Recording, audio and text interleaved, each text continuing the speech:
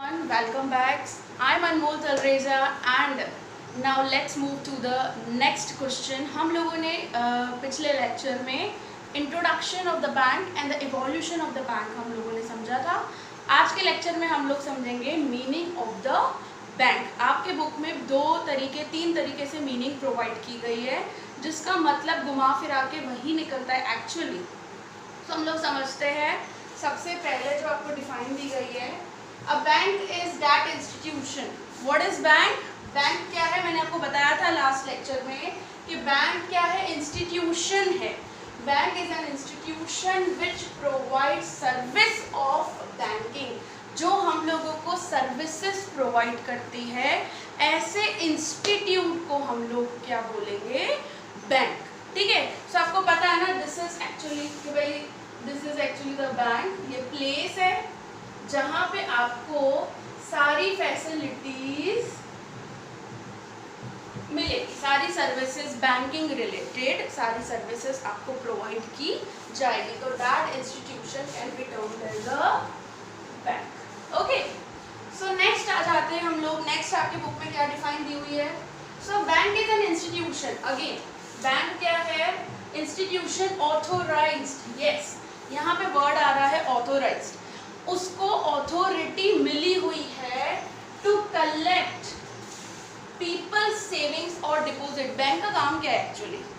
लोगों की, general people की सेविंग्स एज अ डिपॉजिट्स वो लोग रखवाते हैं बैंक के अंदर. Yes, as a normal person अगर हम लोग ने सेविंग अकाउंट खुलवाया हुआ हो तो हम लोग भी जाकर अपनी सेविंग्स रखवाते हैं. सो उसको ऑथोरिटी मिली हुई है कि वो लोगों की सेविंग्स रखवा सकता है.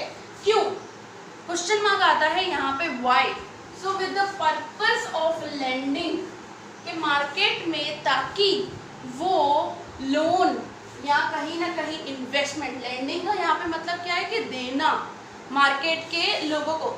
सो यहाँ पे मैं आपको शॉर्ट में बता रही हूँ कि बैंक का काम क्या है एक्चुअली. सो यहाँ पे है सेविंग जनरल पब्लिक, उनकी सेविंग्स जनरल पब्लिक की क्या है? सेविंग्स है जनरल पब्लिक की. ठीक है. तो बैंक का काम है, क्या करते हैं? जनरल पब्लिक अपनी सेविंग्स बैंक में रखवाते हैं और बैंक क्या करती है? जो सीकर्स है, जिसको चाहिए एज अ कैसे for example loans and all अगर चाहिए तो उन लोगों तक पहुंचाने का, मींस जनरल पब्लिक की जो सेविंग्स है उसको सीकर्स, जो लोगों को चाहिए लोन वगैरह, उधर तक पहुंचाने का काम कौन करती है? As a mediator, that is bank. ठीक है. सो यहाँ पे लोगों के पास ज़्यादा पैसा है, वहाँ पर कम है.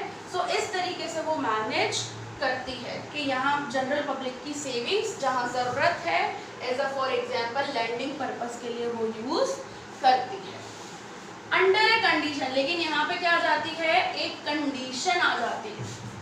कंडीशन क्या आ जाती है? Of returning the same when depositor demands. अगर मैंने यहाँ पे 1000 रुपये डिपॉजिट करवाए फॉर एग्जाम्पल, तो मैं जब चाहूँ उसको निकलवा सकती हूँ, क्योंकि जब डिपॉजिटर डिमांड करेगा तब बैंक को उसका पैसा लौटाना है. तो that is actually the condition. यहाँ पे कंडीशन चीज आ जाती है कि डिपॉजिटर जब डिमांड करेगा तब बैंक को उसको उसके डिपॉजिट्स लौटाने हैं. ठीक है. सो that's it about the word bank. Okay. So next एक चीज़ मैं आपको बताऊं, यहाँ पे बैंक एक्चुअली एक एज एन इंस्ट्रूमेंटल है फॉर मोबिलाइजिंग द मनी, कि किस तरीके से मूवेबिलिटी करनी है मनी की. क्योंकि अगर पैसा सर्क्यूलेट नहीं होगा इकोनॉमी में, क्या बोल रही हूँ मैं? अगर पैसा सर्क्यूलेट नहीं होगा इकोनॉमी में तो वो इंक्रीज नहीं होगा. एक सिंपल एग्जांपल से अपने समझते हैं कि से फॉर एग्जांपल आप लोगों के पास 10,000 रुपये पड़े हैं, आपने अपने वार्डरोब में डाल दिए 10,000 रुपये. ठीक है. तो 10,000 वो वार्डरोब में आपने डाल दिए और 1 साल के बाद आप निकालोगे उस चीज़ को तो आपको एक पैसा भी कुछ ऐड होके मिलेगा, आपको वही 10,000 रुपीज़ मिलेंगे. लेकिन अगर आप उसको बैंक में रखवाते हो एज अ सेविंग्स या फिर एज अ फिक्स डिपॉजिट वगैरह, तो आपको उसके ऊपर क्या मिलेगा, इंटरेस्ट रेट भी मिलेगा। ठीक है, तो ये चीज आ जाती है कि बैंक एक्चुअली काम करती है सर्क्यूलेट करने का, मनी को किस तरीके से मूवेबिलिटी करना है, मोबिलाइजिंग करना है। क्योंकि एक चीज दिमाग में रखो कि अगर पैसा मूव नहीं होगा तो उसकी वैल्यू इंक्रीज नहीं होगी, और अगर मोबिलिटी होती है तो मनी की वैल्यू क्या हो जाएगी, इंक्रीज हो जाएगी। So that's it. और अल्टीमेटली हम लोग बैंक को जो बोलते हैं as a profitable institute, as a profitable organisation भी कहा जाता है, बिकॉज यू नो कि बैंक क्या करती है, जनरल पब्लिक के डिपॉजिट्स लेती है और सेविंग अकाउंट वगैरह पे से फॉर एग्जांपल 3 से 4% आपको मिलता है इंटरेस्ट रेट, लेकिन जब वो मार्केट में लेंडिंग करती है तो वो high rate of interest charge करती है। से फॉर एग्जांपल अगर किसी ने भी व्हीकल लोन लिया, हाउसिंग लोन लिया, तो उनसे 6 to 7% चार्ज किया, तो वो जो डिफरेंस आ जाता है तो वो हो जाता है बैंक का प्रॉफिट। ये चीज़ हम लोग समझेंगे हमारे नेक्स्ट लेक्चर में, जिसमें आपको मैं पूरे एग्जाम्पल के साथ इस चीज़ को क्लैरिफाई करूँगी कि how banks earn the profit, किस तरीके से बैंक अर्न करती है प्रॉफिट। ओके, सो आज के लिए इतना ही, that is about the word bank. Okay, so ये एक पॉइंट याद रखना आप लोग कि जितना मोबिलिटी होगा मनी का उतना पैसा इंक्रीज होगा, ये आपसे MCQ में पूछा जा सकता है। Okay, so that's all for this lecture. So thank you. Have a nice day.